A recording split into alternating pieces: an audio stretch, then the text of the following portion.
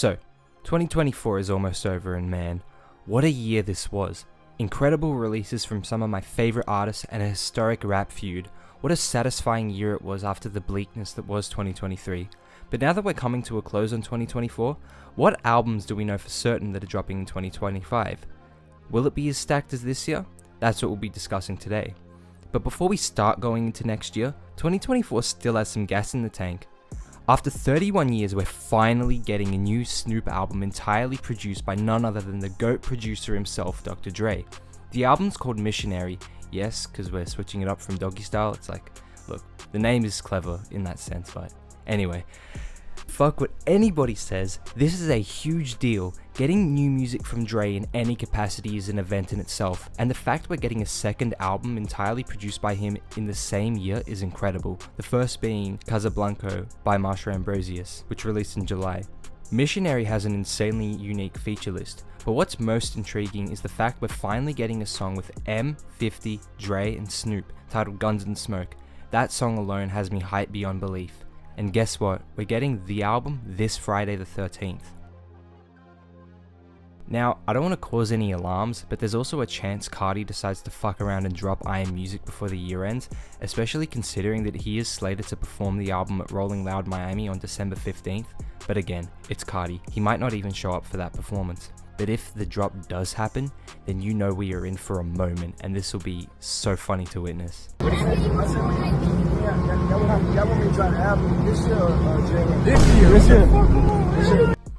But with that out the way, let's talk about the albums coming next year that have confirmed release dates or release windows.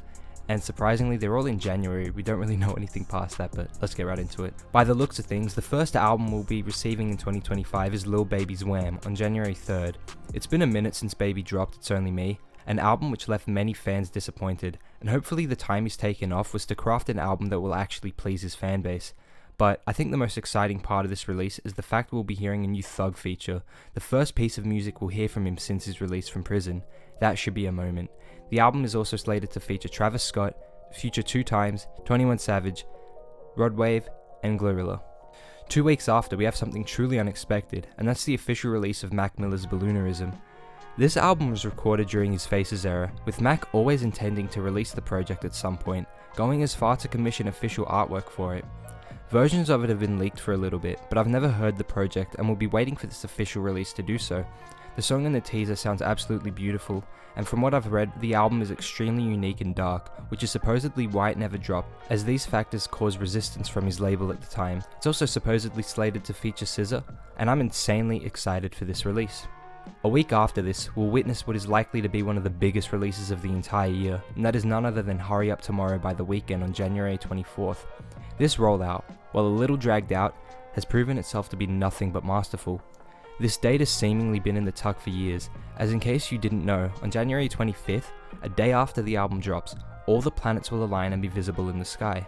Since Dawn FM, there's been a lot of cosmic and space-based imagery, all included in promotion of this trilogy, with tour posters including images of planets aligning, and we're finally going to see this trilogy's conclusion when the planets align, and this character's fate. I cannot wait for this. We actually know a good chunk of tracks from this album, not including the singles such as Timeless, Dancing in the Flames, and Sao Paulo. And these tracks include Take Me Back to LA, Hurry Up Tomorrow, which is the title track, Wake Me Up, and Open Hearts. We know these because Abel himself has previewed them at his shows in Sao Paulo and tour of Australia. We also know that Metro and Mike Dean are among the only producers enlisted to work on the album, with Pharrell of course since he did Timeless. There's also going to be a movie of the same title, slated to drop along with the album. Metro is rumoured to star in this film alongside obviously Abel, Jenna Ortega, and Barry Keoghan. And that's just who we know of. This is going to be a huge pop cultural event, so strap in because we're on the home stretch now. Nothing else can be said except hurry up indeed. And the final album we know to be releasing in January is Saba and No ID's collaboration album from the private collection of Saba and No ID. Originally slated to have already dropped, the duo wanted to rework the album, and now we have it coming to kick off the new year. The first single from this new version was released recently, titled How to Impress God, and I implore you to give it a listen if you haven't already, because it's fantastic. We don't have an exact release date for the album other than that it's said to release sometime in January.